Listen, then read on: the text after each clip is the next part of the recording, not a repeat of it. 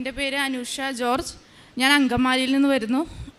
മാതാവും ഈശോയും ഞങ്ങൾക്ക് തന്ന ഏറ്റവും വലിയ അനുഗ്രഹത്തിന് സാക്ഷിയാവാൻ തീർന്നതിൽ 1000 നന്ദി ഞാൻ മാതാവിന് പറയുന്നു. എൻ്റെ ഒന്നാമത്തെ അനുഗ്രഹം എന്ന് പറയുന്നത് എൻ്റെ നിയോഗം ഉടമ്പടി എടുക്കാൻ. ഞാൻ 2022 ഓഗസ്റ്റ് 13 ഞാനിവിടെ ഉടമ്പടി എടുക്കാൻ വരുന്നത്. ഉടമ്പടി എടുക്കണമെന്ന് തീരുമാനിച്ച അന്ന് മുതൽ ഞാൻ ആഗ്രഹിക്കുന്നതാണ് എൻ്റെ അമ്മയുടെ രോഗസൗഖ്യം ഉടമ്പടിയിലൊരാവശ്യമായിട്ട് വെക്കുക എന്നുള്ളത്. പക്ഷെ ഞാൻ ഉടമ്പടിയിലെ നിയോഗങ്ങൾ എഴുതിയപ്പോൾ ആ ഒരു കാര്യം മാത്രം ഞാൻ അതിനകത്ത് എഴുതാൻ മറന്നുപോയി. എൻ്റെ മനസ്സിലേക്ക് പോലും ആ ഒരു കാര്യം കടന്നു വന്നില്ല.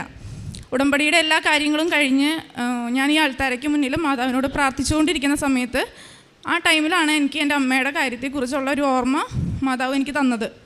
അപ്പോൾ തന്നെ ഞാൻ മാതാവിനോട് ഇവിടെ നിന്ന് ഞാൻ പറഞ്ഞു, ഞാൻ മറന്നുപോയി. മാതാവ് തന്നെ ഞങ്ങൾക്ക് അറിയുന്നതും അറിയാത്തതുമായ എല്ലാ രോഗങ്ങളും എൻ്റെ അമ്മയുടെ ശരീരത്തിൽ നിന്ന് എടുത്ത് മാറ്റണം എന്ന് പറഞ്ഞിട്ടാണ് ഞാൻ ഇവിടെ നിന്ന് പോയത്. ഒരു 15 വർഷത്തിന് മേലെയായി എൻ്റെ അമ്മയ്ക്ക് തലവേദന, മൈഗ്രെയിൻ വന്നിട്ട് തലവേദന, തല ഇങ്ങനെ കെട്ടിവെച്ചാൽ നടക്കുകയുള്ളൂ. അപ്പോൾ കൊച്ചിനെ പോലും എല്ലാവർക്കും പരിചയപ്പെടുത്തുന്നത് തലകെട്ടമ്മ എന്ന് പറഞ്ഞിട്ടാണ്. അതുപോലെ ഇയർ ബാലൻസിൻ്റെ പ്രശ്നം, എന്തെങ്കിലും ജോലി ചെയ്തുകൊണ്ട് നിൽക്കുകയാണെങ്കിൽ സ്പോട്ടിൽ അമ്മ തല ഇറങ്ങി വീഴും.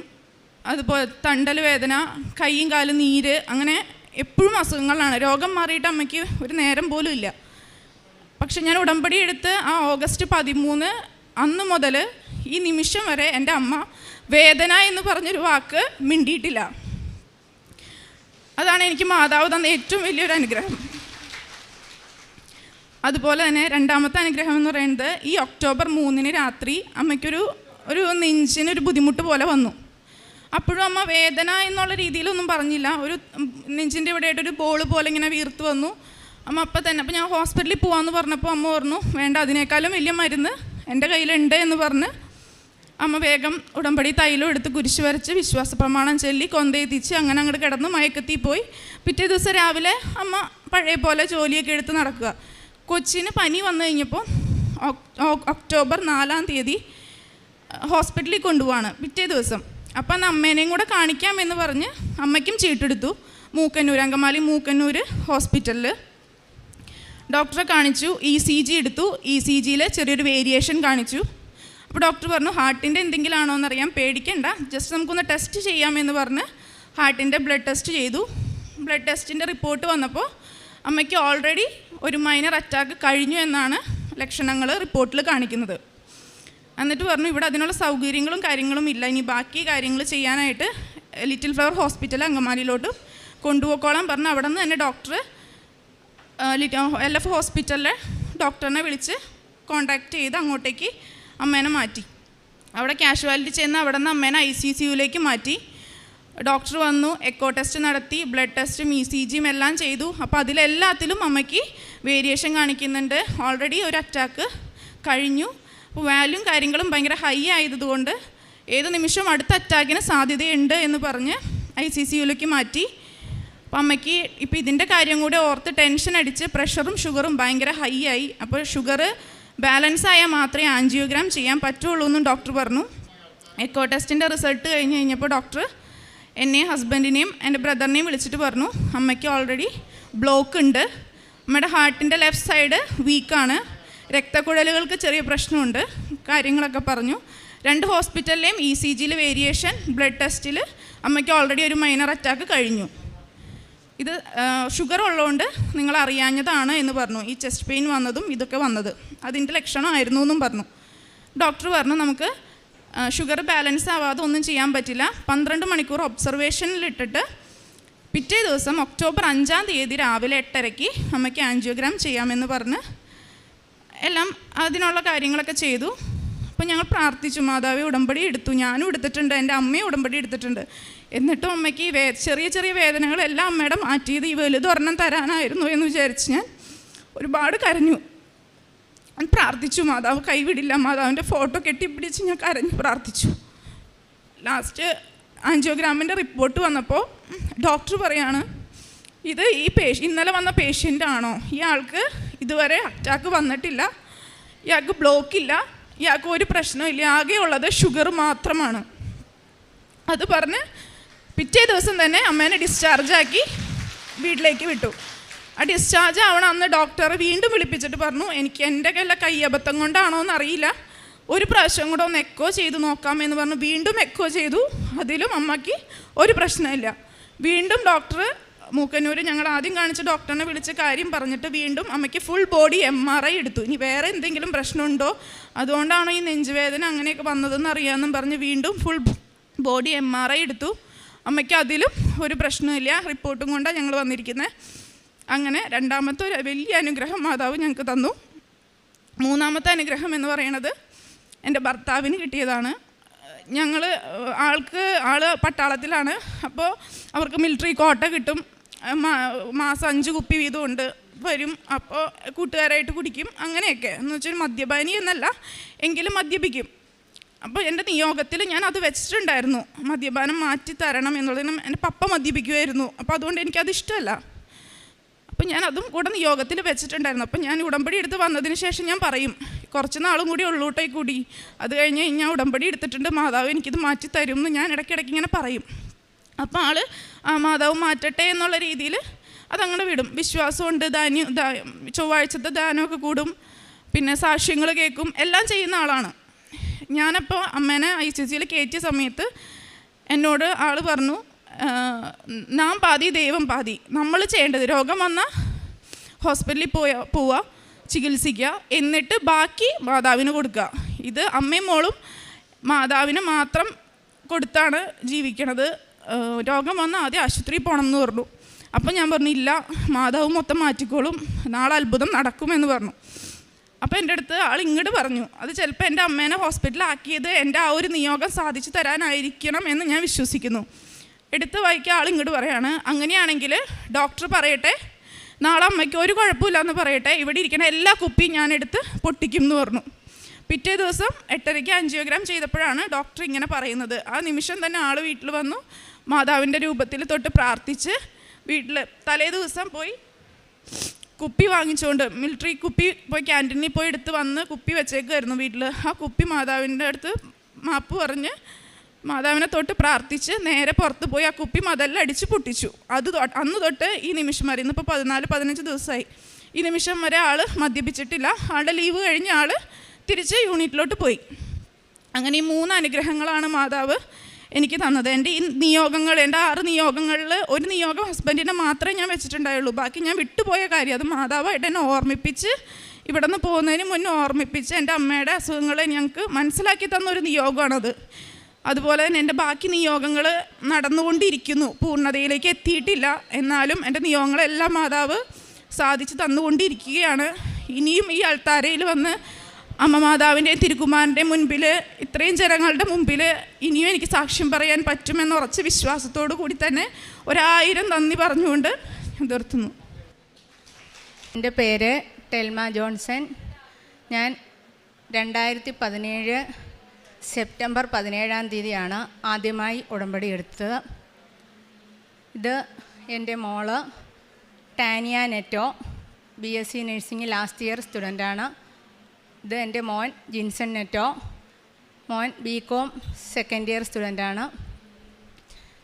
എനിക്കിതിന് മുമ്പ് 2 പ്രാവശ്യം പരിശുദ്ധമായ അൾത്താരയിൽ മാതാവിനെ സാക്ഷ്യം പറയാനായിട്ടുള്ള അവസരം ലഭിച്ചു. ഒന്ന് ഫ്രണ്ട് സ്റ്റേജിലും സാക്ഷ്യം പറഞ്ഞു. ഞാൻ ആദ്യമായി ഇവിടെ വന്ന് ഉടമ്പടി എടുക്കുന്ന ഒരു ചെറിയ കാര്യം ഒന്ന് പറഞ്ഞിട്ട് ബാക്കി സാക്ഷ്യത്തിലേക്ക് ഞാൻ പെട്ടെന്ന് കടക്കാം. അന്ന് എൻ്റെ സാമ്പത്തികമായി ഏറെ തകർന്നു നിൽക്കുന്ന ഒരവസ്ഥയിലായിരുന്നു. ആ അവസ്ഥയിലാണ് എൻ്റെ അടുത്ത ഒരു ചാപ്പലിൽ എനിക്ക് ഒരു കൃപാസനം പത്രം കിട്ടുന്നത്. അന്ന് ഈ സ്ഥലത്തിനെ കുറിച്ചൊന്നും എനിക്കൊരറിവില്ല. അപ്പോൾ എനിക്കിവിടെ വരാനായിട്ട് ശരിക്കും പറഞ്ഞാൽ വണ്ടിക്കൂലി പോലും ഇല്ല. എൻ്റെ ഹസ്ബൻഡ് വിദേശത്ത് ജോലി ചെയ്യുകയാണ്. പക്ഷേ പുള്ളിക്കാരന് സാലറി കിട്ടാതെ ബുദ്ധിമുട്ടുന്ന 8 മാസം 9 മാസമൊക്കെ കൂടുന്ന സമയത്തായിരുന്നു സാലറി കിട്ടുന്നത്. ആ അവസ്ഥയിൽ ഒരു വീട് വെച്ച് ലോണുണ്ട്, കടബാധ്യതകളുണ്ട്. ആ ഒരു അവസ്ഥയിലാണ്. എന്ത് ചെയ്യണം? കുഞ്ഞുങ്ങൾ പഠിക്കുന്നു. കുഞ്ഞുങ്ങളെ 2 പേരെയും സെൻട്രൽ സിലബസിൽ നിന്നൊക്കെ മാറ്റി സാധാ സ്കൂളിലോട്ടാക്കി. ആ അവസ്ഥയിലാണ് എനിക്കൊരു പത്രം കിട്ടുന്നതും.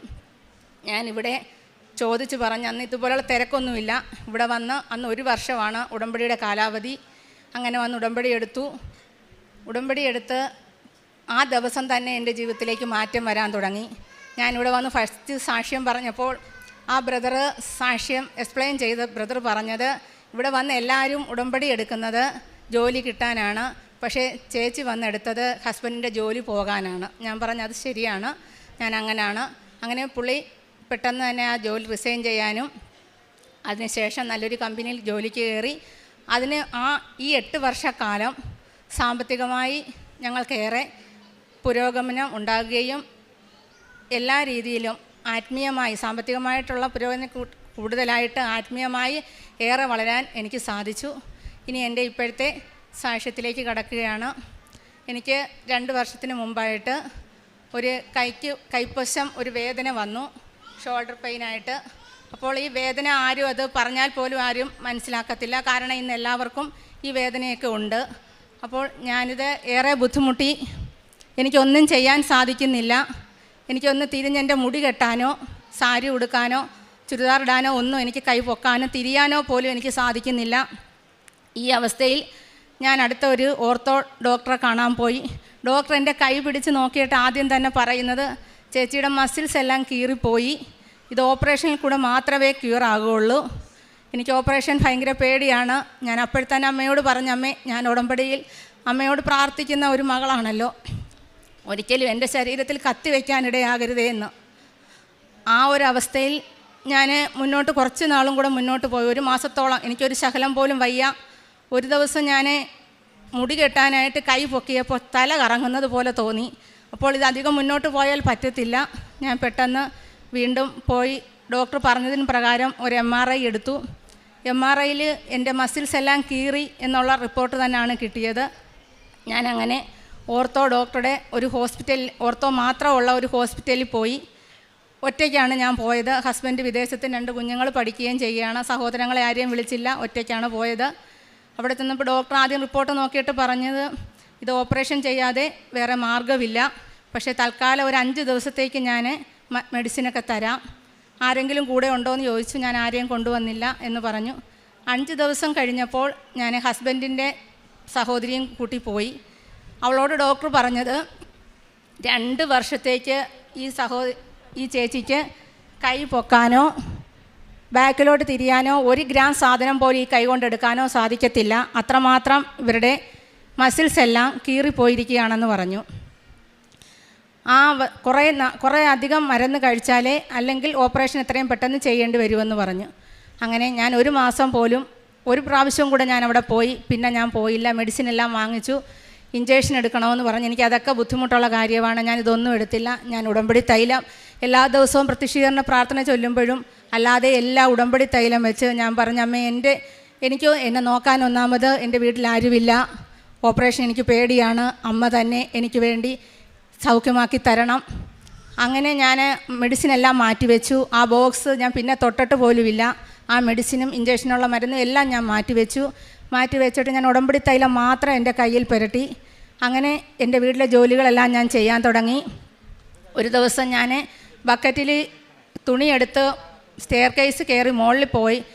അവിടെ ചെന്നപ്പോഴാണ് ഞാൻ ഏത് കയ്യിലാണ് തുണി ബക്കറ്റ് പിടിച്ചിരിക്കുന്നതെന്ന് അറിയുന്നത്. അത്രമാത്രം വെയിറ്റ് ഞാൻ ആ സമയത്ത് 1 മാസത്തിനകം തന്നെ അത്രയും വെയിറ്റ് പൊക്കി ഞാൻ മുകളിൽ കൊണ്ടുപോയി. പിന്നീട് ഇങ്ങോട്ട് എനിക്ക് ഇതുവരെയും ഈ കയ്യിൽ ഇപ്പോൾ അടുത്ത ദിവസങ്ങളിൽ സ്കൂൾ ഓപ്പൺ ചെയ്ത സമയത്ത് ഡെസ്കും ബെഞ്ചും ഒക്കെ എനിക്ക് പിടിക്കണമായിരുന്നു. അപ്പോഴൊക്കെ എനിക്ക് ഒരു കുഴപ്പവും വന്നില്ല. എൻ്റെ കൈക്ക് ഇപ്പോൾ ഒരു കുഴപ്പവുമില്ല. എൻ്റെ കൈ പൊക്കുന്നതിനോ പുറകോട്ട് തിരിക്കുന്നതിനോ ഒന്നും എനിക്കൊരു കുഴപ്പവുമില്ല. അങ്ങനെ എനിക്ക് അമ്മ കൈ പൊക്കാം, ബാക്കിലോട്ട് തിരിക്കാം, ഒരു പ്രശ്നവുമില്ല. എനിക്കൊന്നും മുടി കെട്ടാനോ ഒന്നും പറ്റത്തില്ലായിരുന്നു. ഞാൻ പള്ളിയിൽ പോകുമ്പോഴൊക്കെ മുടി അഴിച്ചിട്ടുണ്ടായിരുന്നു ഞാൻ പോയിക്കൊണ്ടിരുന്നത്. ആ അവസ്ഥയിൽ അമ്മ എന്നെ ഇത്രമാത്രം സൗഖ്യം തന്നു, അനുഗ്രഹിച്ചു. ഇനി മറ്റൊരു രോഗസൗഖ്യം, എൻ്റെ തൊണ്ടയ്ക്കൊരു വീർപ്പം വന്നു. അങ്ങനെ ഞാൻ ഹോസ്പിറ്റലിൽ ചെന്നപ്പോൾ ഡോക്ടർ ആദ്യം തന്നെ പിടിച്ച് നോക്കിയിട്ട് പറഞ്ഞു, നമുക്ക് ഏതായാലും റിപ്പോർട്ട് വരട്ടെ, ഒരു സ്കാൻ ചെയ്ത് റിപ്പോർട്ട് വരട്ടെ, എന്നിട്ട് മെഡിസിൻ സ്റ്റാർട്ട് ചെയ്യാമെന്നാണ് ഡോക്ടർ പറഞ്ഞത്. കാരണം ആ ഡോക്ടറിനെ കുറിച്ച് എല്ലാവരും പറയുന്നത് ഡോക്ടർ പിടിച്ച് നോക്കുമ്പോഴേ ഡോക്ടർക്ക് മനസ്സിലാവുമെന്നാണ്. അപ്പോൾ എനിക്കൊരു ഫിയറും തോന്നിയില്ല. കാരണം ഞാൻ ഉടമ്പടിയിലായിരുന്ന സമയം തൊട്ട് എനിക്ക് എൻ്റെ ഉള്ളിൽ നിന്നുള്ള എല്ലാ പേടികളും മാറിക്കിട്ടി. അങ്ങനെ ഞാൻ പോയി സ്കാൻ ചെയ്തു. 4 നൊഡ്യൂൾസ് ഉണ്ടെന്ന് പറഞ്ഞു. അത് ഡോക്ടർ പറഞ്ഞു FNC ടെസ്റ്റ് ചെയ്യണമെന്ന് പറഞ്ഞു. അങ്ങനെ ചെയ്തു. ഡോക്ടർക്ക് ഏറ്റവും കൂടുതൽ ഡൗട്ട് തന്നെയായിരുന്നു. പക്ഷേ റിപ്പോർട്ട് വന്നപ്പോൾ എനിക്കൊരു കുഴപ്പവുമില്ല, ഓപ്പറേഷനും ചെയ്യണ്ട, നിങ്ങൾക്ക് എന്തെങ്കിലും മുഖത്തിന് സൗന്ദര്യത്തിന് എന്തെങ്കിലും ബുദ്ധിമുട്ടുണ്ടെങ്കിൽ മാത്രം നിങ്ങൾ ഓപ്പറേഷൻ ചെയ്താൽ മതി, അല്ലാതെ നിങ്ങൾക്ക് മറ്റ് ക്യാൻസറോ മറ്റു രോഗങ്ങളോ ഒന്നുമില്ല എന്ന് ഡോക്ടർ. അത് ഞാൻ ഉടമ്പടി തൈലം എല്ലാ ദിവസവും പുരട്ടി പ്രാർത്ഥിക്കുമായിരുന്നു. പിന്നെ ഇനി എനിക്ക് എൻ്റെ മക്കളെക്കുറിച്ചുള്ള സാക്ഷ്യമാണ് പറയാനുള്ളത്. അവർക്ക് സ്റ്റേജ് ഫിയർ കാരണം പറയാനായിട്ടുള്ള പേടി കൊണ്ടാണ് ഞാൻ തന്നെ പറയുന്നത്, അവരെ നിർത്തിക്കൊണ്ട്. എൻ്റെ മോൾക്ക് +2-ന് 87% മാർക്കേ ഉള്ളായിരുന്നു. അപ്പോൾ അതുകൊണ്ട് കേരളത്തിൽ അഡ്മിഷൻ കിട്ടാൻ ബുദ്ധിമുട്ടായിരുന്നു. അപ്പോൾ കുറേ നേരം ഞങ്ങൾ ട്രൈ ചെയ്തിട്ട് പിന്നെ BSc ഫിസിക്സിന് കോളേജിൽ ചേർത്തു. അങ്ങനെ ഇരിക്കുമ്പോൾ അതിനു മുമ്പേ ഇവിടെ വന്നു അച്ഛനെ കണ്ടു പ്രാർത്ഥിച്ചു. അപ്പോൾ അച്ഛൻ പറഞ്ഞു അഡ്മിഷനൊക്കെ മോൾക്ക് കിട്ടുമെന്ന് പറഞ്ഞു.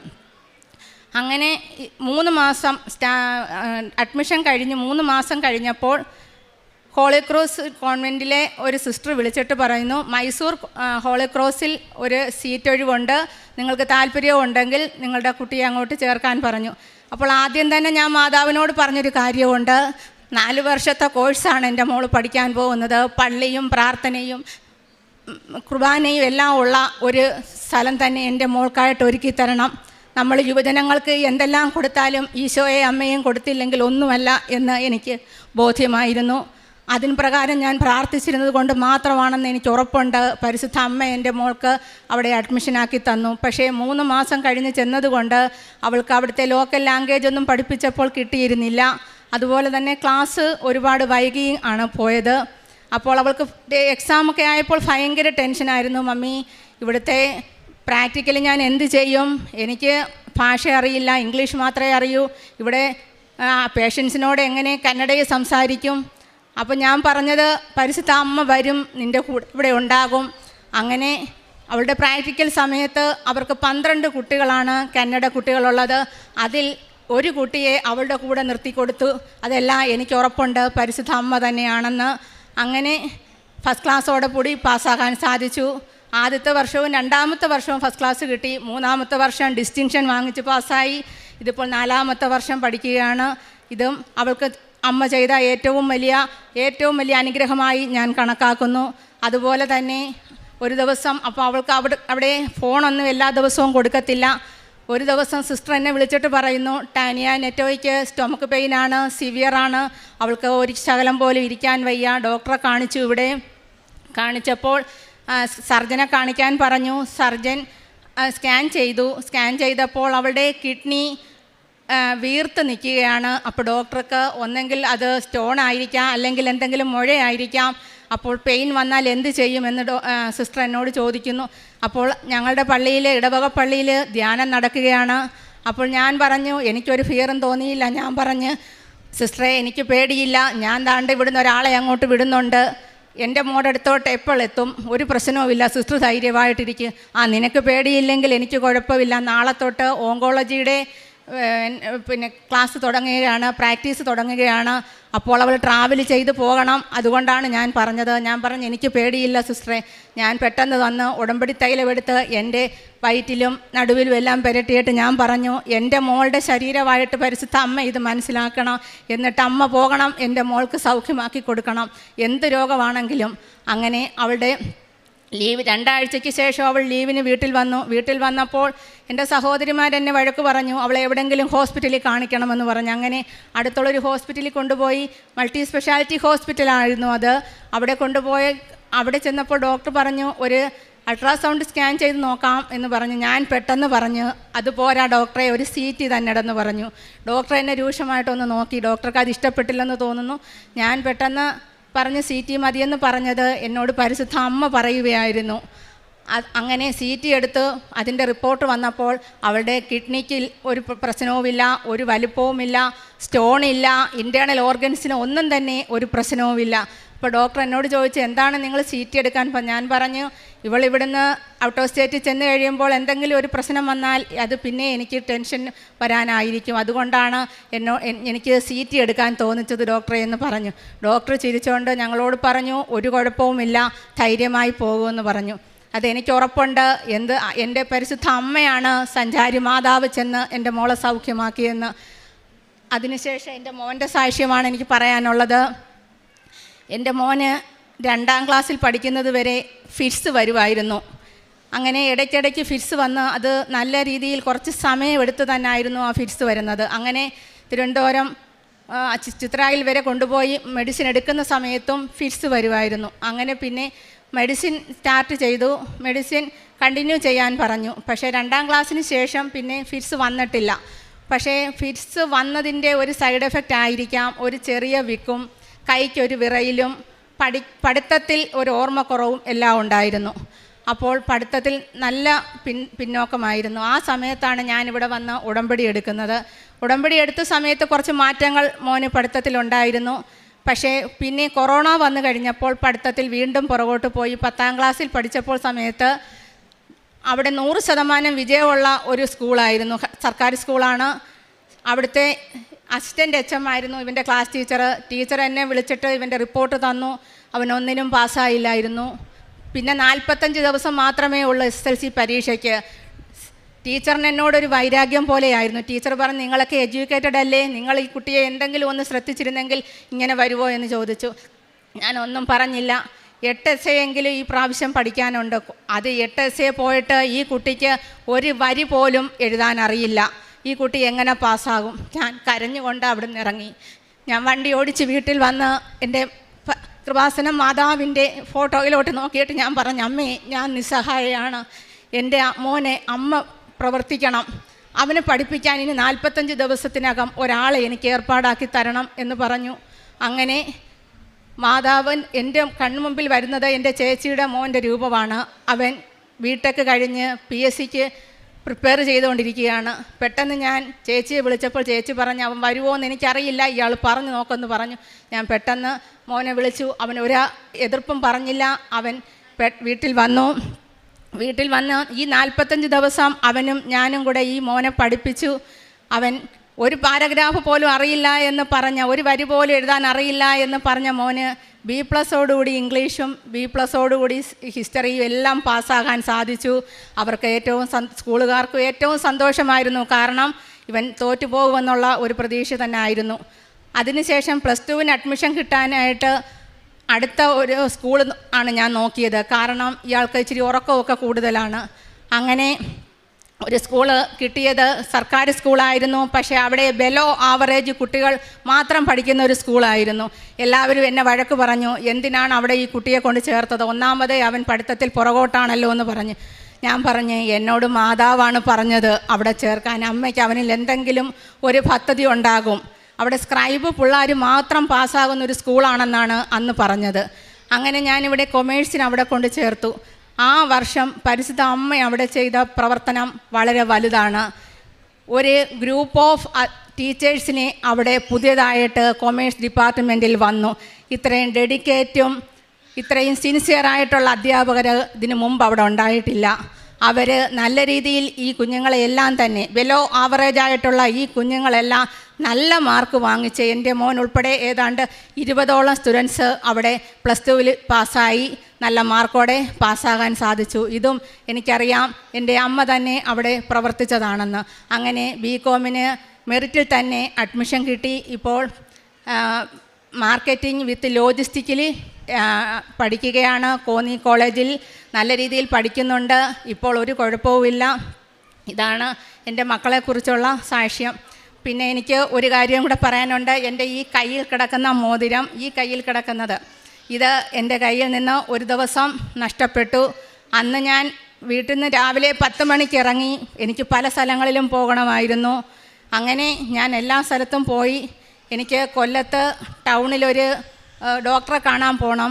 ഞാനങ്ങനെ ഓച്ചിറയിൽ നിന്ന് ബസ് കയറി ഞാൻ ജപമാല കൂടുതൽ ട്രാവൽ ചെയ്യുമ്പോൾ ഞാൻ ജപമാല പഠിക്കും. അങ്ങനെ ഞാൻ ജപമാല പഠിച്ച് കൊല്ലത്തെത്തി. കയ്യിലോട്ട് നോക്കിയപ്പോൾ മോതിരമില്ല. എനിക്ക് തന്നെ ഒരു ഐഡൻറ്റിഫൈ ചെയ്യാൻ സാധിക്കുന്നില്ല. കാരണം രാവിലെ 10 മണി തൊട്ട് ഞാൻ ട്രാവലിംഗ് ആണ്. എവിടെ ഇത് നഷ്ടപ്പെട്ടെന്ന് എനിക്കറിയില്ല. അങ്ങനെ ഞാൻ മാതാവിനോട്, എൻ്റെ ഫോണിൽ മാതാവിൻ്റെ വാൾപേപ്പറാണ്, മാതാവിനോട് ഞാൻ പറഞ്ഞു, അമ്മേ, ഇപ്പോൾ എന്ത് വിലയായിരിക്കും ഈ സാധനം, എൻ്റെ കയ്യിൽ നിന്ന് നഷ്ടപ്പെട്ടല്ലോ അമ്മേ, എനിക്കിത് ഓർക്കാൻ പോലും സാധിക്കുന്നില്ല. എവിടെയായാലും അമ്മേ, ഇത് ആരുടെയും കണ്ണിൽപ്പെടുത്താതെ എനിക്ക് തന്നെ തിരിച്ചു തരണേ. ഇത്രയും ഞാൻ ഫോണിൽ നോക്കിയിരുന്ന അമ്മയോട് പറഞ്ഞു. തിരിച്ച് ഞാൻ സന്ധ്യ കഴിഞ്ഞു എൻ്റെ വീടിൻ്റെ അടുത്തുള്ള ജംഗ്ഷനിലെത്തിയപ്പോൾ ഈ മോൻ എൻ്റെ കൂടെയുണ്ട്. മോന് വെള്ളം വേണമെന്ന് പറഞ്ഞു. ഞാൻ പറഞ്ഞു മോൻ അങ്ങോട്ട് നടാ. അപ്പോൾ എന്നോട് ചോദിച്ചു, മമ്മി എവിടാ ഈ ഇരുട്ടത്ത് പോകുന്നത്? ഇരുട്ടായല്ലോ, ഇരുട്ടത്ത് എവിടെയാണ് പോകുന്നത്? ഞാൻ ബസ് ഇറങ്ങി നേരെ ഓപ്പോസിറ്റ് ആ ഇരുട്ടിലൂടെ നടന്ന് എനിക്കപ്പോൾ എൻ്റെ മനസ്സിൽ നീ പോസ്റ്റ് ഓഫീസ്, ഞാൻ രാവിലെ 10 മണിക്ക് പോസ്റ്റ് ഓഫീസിൽ ഈ മോൾക്ക് പാഴ്സൽ അയക്കാൻ പോയിരുന്നു. ഞാൻ നേരെ പോസ്റ്റ് ഓഫീസിലോട്ട് ആ ഇരുട്ടത്ത് നടന്ന് ചെന്ന് ഞാൻ ആദ്യം കാണുന്നത് എൻ്റെ മോതിരം അവിടെ കിടക്കുന്നതാണ്. അന്നേരം 7:30 മണിയായി. അപ്പോൾ രാവിലെ 10 മണിക്കാണ് ഞാൻ ആ പോസ്റ്റ് ഓഫീസിൽ ചെല്ലുന്നത്. അതൊരു കവലയുടെ ജംഗ്ഷൻ തന്നെയായിരുന്നു. ഞാനിത് കുനിഞ്ഞെടുക്കുന്ന കണ്ട് അടുത്തുള്ളവർ ചോദിച്ചു, എന്താ മോളേന്ന് ചോദിച്ചു. ഞാൻ പറഞ്ഞു, എൻ്റെ മോതിരം എടുത്തതാണ്, രാവിലെ എൻ്റെ മോതിരം നഷ്ടപ്പെട്ടു. ഇതെന്തൊരു അത്ഭുതമാണ് കുഞ്ഞേ ഇതെന്ന് എല്ലാവരും അത് തന്നെയാണ് പറഞ്ഞത്. കാരണം രാവിലെ 10 മണിക്ക് പോസ്റ്റ് ഓഫീസിൽ വെച്ച് നഷ്ടപ്പെട്ട സാധനം ആ 4 കവലയായ സ്ഥലത്ത് 7:30 വരെ പരിശുദ്ധ അമ്മ എനിക്ക് വേണ്ടി തന്നെ വെച്ചിരുന്നു. അങ്ങനെ എനിക്ക് നിരവധിയായ അനുഗ്രഹങ്ങൾ ഈ 8 വർഷത്തോളം മാതാവിൻ്റെ ഉടമ്പടിയിലായതിനു ശേഷം എനിക്ക് കിട്ടിയ അനുഗ്രഹങ്ങൾ ഇവിടെ പറഞ്ഞാൽ തീരില്ല. എൻ്റെ ജീവിത പങ്കാളിയുടെ കുടുംബവുമായിട്ടും ഞാൻ ഏറെ അകന്നു കഴിഞ്ഞ ഒരു സമയത്താണ് ഞാൻ ഇവിടെ വന്ന് ഉടമ്പടി എടുക്കുന്നത്. ഇന്ന് എല്ലാവരുമായിട്ടും നല്ല സൗഹൃദത്തിലും സ്നേഹത്തിലും മുന്നോട്ട് പോകുവാനും സഹിക്കുവാനും ക്ഷമിക്കുവാനും എല്ലാം എനിക്ക് സാധിക്കുന്നുണ്ട്. ഏറെ അനുഗ്രഹങ്ങൾ അമ്മ വഴി എനിക്ക് ലഭിച്ചതിനും ഈശോ വന്ന എല്ലാ അനുഗ്രഹങ്ങൾക്കും ഞാൻ ഏറെ നന്ദി പറയുന്നു. പിന്നെ എൻ്റെ ആത്മീയ ജീവിതം ഞാൻ എല്ലാ ദിവസവും കുർബാനയ്ക്ക് പോയിക്കൊണ്ടിരുന്നപ്പോഴാണ് ഇപ്പോൾ സ്കൂളിൽ ഒരു KG സെഷനിൽ ഒരു ജോലിക്ക് കയറിയത്. അതുകൊണ്ട് എനിക്ക് എല്ലാ ദിവസവും ഇപ്പോൾ കുർബാനയ്ക്ക് പോകാൻ സാധിക്കുന്നില്ല. ഞാൻ സൺഡേയിൽ മാത്രമാണ് ഇപ്പോൾ കുർബാനയ്ക്ക് പോകാൻ പറ്റുന്നത്. അതിനു മുമ്പ് എല്ലാ ദിവസവും പോകുമായിരുന്നു. അതുപോലെ കുമ്പസാരവും പ്രാർത്ഥനകളും ബൈബിള് ഒരു 4-5 പ്രാവശ്യം പൂർണ്ണമായിട്ട് വായിക്കാൻ സാധിച്ചു. പിന്നെ കിട്ടുന്ന സമയമെല്ലാം ഞാൻ ജപമാല അർപ്പിക്കുന്നുണ്ട്, ജപമാല ചൊല്ലുന്നുണ്ട്. എന്നാൽ ഈ ജോസഫ് അച്ഛൻ ധ്യാനങ്ങളിൽ പറയുന്നത് പോലെ നമുക്ക് എല്ലാം ചിലപ്പോൾ അനുകൂലമായിരിക്കില്ല. അങ്ങനെ ഒരു പ്രതികൂല അവസ്ഥയും എൻ്റെ ജീവിതത്തിൽ ഈ ഉടമ്പടി കാലഘട്ടത്തിലുണ്ടായി. 20 വർഷം ഞാൻ ഒരു ജോലിക്ക് വേണ്ടി അംഗനവാടിയിൽ ഒരു ജോലിക്ക് വേണ്ടി ശ്രമിച്ചിരിക്കുകയായിരുന്നു. ഞാൻ 1-ാം റാങ്കിൽ കിടന്ന ഞാൻ ഇപ്പോൾ 16-ാമത്തെ റാങ്കിലായിപ്പോയി. പക്ഷേ എനിക്ക് വിഷമമില്ല. എല്ലാവരും എന്നോട് ചോദിച്ചു, ഈ ഉടമ്പടിയിൽ നിന്നിട്ട് എന്തേ ജോലി കിട്ടാഞ്ഞതെന്ന്. എനിക്ക് വിഷമമില്ല. ഞാൻ പറഞ്ഞ അമ്മ തന്ന അത് ചോദിക്കുന്നത് കൊണ്ട് എനിക്ക് എൻ്റെ അമ്മ തന്ന എല്ലാ അനുഗ്രഹങ്ങളും എല്ലാവരോടും പറയാൻ എനിക്ക് സാധിക്കുന്നുണ്ട്. എനിക്കത് എനിക്കൊരു പ്രശ്നമായിട്ടേ എൻ്റെ ജീവിതത്തിൽ ഇപ്പോൾ തോന്നുന്നില്ല. അല്ലാതെ ഏറെ അനുഗ്രഹങ്ങൾ അമ്മ എൻ്റെ ജീവിതത്തിൽ എൻ്റെ കുഞ്ഞുങ്ങളെയും എൻ്റെ ജീവിത പങ്കാളിയെയും എൻ്റെ കുടുംബത്തെയും എൻ്റെ സഹോദരങ്ങളെയും എല്ലാം അനുഗ്രഹിച്ചിട്ടുണ്ട്. എനിക്ക് 3 ചേച്ചിമാരുണ്ട്. 3 പേരും ഉടമ്പടിയിൽ ഈ 7-8 വർഷം കൊണ്ട് ജീവിക്കുന്നവരാണ്. അങ്ങനെ ഞങ്ങളുടെ കുടുംബങ്ങളിലെല്ലാം വളരെ സമാധാനത്തിൽ മുന്നോട്ട് പോകാൻ സാധിക്കുന്നു. പ്രേക്ഷിത പ്രവർത്തനം ഞാൻ പത്രം വാങ്ങിച്ച് ഇപ്പോൾ എനിക്ക് തോന്നുന്നത് എൻ്റെ ഇടവകയിലും എൻ്റെ സമീപ പ്രദേശങ്ങളും അക്രൈസ്തവരായ സഹോദരങ്ങൾ പോലും ഉടമ്പടി എടുത്തു കഴിഞ്ഞു. അപ്പോൾ ഞാനിപ്പോൾ ദൂരോട്ട് ഓരോ സ്ഥലങ്ങളിലോട്ട് അടുത്തടുത്ത സമീപ പ്രദേശങ്ങളിലോട്ട് ഞാനിപ്പോൾ പത്രം കൊടുക്കുന്നുണ്ട്. പിന്നെ കാരുണ്യ പ്രവർത്തികൾ ഞാൻ പൊതിച്ചോറൊന്നും കൊടുക്കുന്നില്ല. കാരണം ഞങ്ങളുടെ അടുത്ത് ഭക്ഷണ അലമാരകൾ അടുത്തടുത്ത സമീപ പ്രദേശങ്ങളിലുണ്ട്.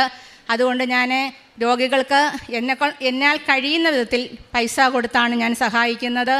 ഞാനിവിടെ കൊടുക്കുമ്പോൾ എൻ്റെ ജീവിത പങ്കാളി ദുബായിലാണ് വർക്ക് ചെയ്യുന്നത്. പുള്ളിക്കാരൻ അവിടെ എല്ലാ മാസവും അദ്ദേഹത്തിൻ്റെ ശമ്പളം കിട്ടുമ്പോൾ ഒരു വിഹിതം ചാരിറ്റിക്ക് വേണ്ടി കൊടുക്കുന്നുണ്ട്. അതൊക്കെയാണ് ഞങ്ങളുടെ പ്രേക്ഷിത പ്രവർത്തനവും കാരുണ്യ പ്രവർത്തികളും.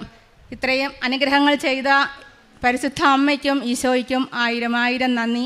നിത്യതയോളം ഈശോയോട് ചേർന്ന് നിന്നുകൊണ്ട് ആത്മാവിനെ സംരക്ഷിക്കുവാൻ സാധിക്കണമെന്നുള്ള പ്രാർത്ഥനയോടെ എൻ്റെ ഉടമ്പടി സാക്ഷ്യം ഇവിടെ നിർത്തുന്നു. യോഹന്നാൻ്റെ സുവിശേഷം 11-ാം അധ്യായം 40-ാം തിരുവചനം പറയുന്നു, യേശു അവളോട് ചോദിച്ചു, വിശ്വസിച്ചാൽ നീ ദൈവമഹത്വം ദർശിക്കുമെന്ന് ഞാൻ നിന്നോട് പറഞ്ഞില്ലേ? ഇതെല്ലാം ഈശോ നമ്മോട് മുൻപേ പറഞ്ഞിട്ടുള്ള കാര്യങ്ങളാണ്. ഉടമ്പടിയിലേക്ക് എത്തുമ്പോഴാണ് നാം വചനം ശ്രദ്ധയോടെ വായിക്കുമ്പോൾ ഈശോ ഇതെല്ലാം വളരെ മുൻപ് നമ്മോട് പറഞ്ഞിരുന്നു എന്ന് നാം മനസ്സിലാക്കുന്നത്. നിന്നോട് ഞാൻ പറഞ്ഞിട്ടില്ലേ? ഈശോ എപ്പോഴും നമ്മെ ഓർമ്മിപ്പിക്കുന്നുണ്ട്, ഇതെല്ലാം ഞാൻ നിങ്ങളോട് പറഞ്ഞിട്ടുണ്ട്. ലാസർ മരിച്ചു കഴിഞ്ഞപ്പോൾ മർത്തയും മറിയവും ഒരേ സ്വരത്തിൽ വാവിട്ട് ഈശോയോട് കരഞ്ഞു പ്രാർത്ഥിക്കുന്നുണ്ട്, നീ ഇവിടെ ഉണ്ടായിരുന്നെങ്കിൽ ഞങ്ങളുടെ സഹോദരൻ മരിക്കില്ലായിരുന്നുവെന്ന്. നമ്മുടെ സങ്കടകാലങ്ങളിലെല്ലാം നാം ഈശോയോട് ചോദിക്കുന്നൊരു കാര്യം ഇതാണ്, നീ എവിടെയാണ്? നീ ഞങ്ങളുടെ സങ്കടങ്ങളൊന്നും കാണുന്നില്ലേ? പരിശുദ്ധ അമ്മയോട് നാം പറയും, അമ്മേ, ഞാൻ ഉടമ്പടിയെടുത്ത് പ്രാർത്ഥിച്ചിട്ട് എന്തേ നീ ഇതെനിക്ക് സാധിച്ചു തരാത്തതെന്നൊക്കെ നാം എപ്പോഴും വളരെ സങ്കടത്തോടെ പ്രാർത്ഥിക്കുന്നുണ്ട്.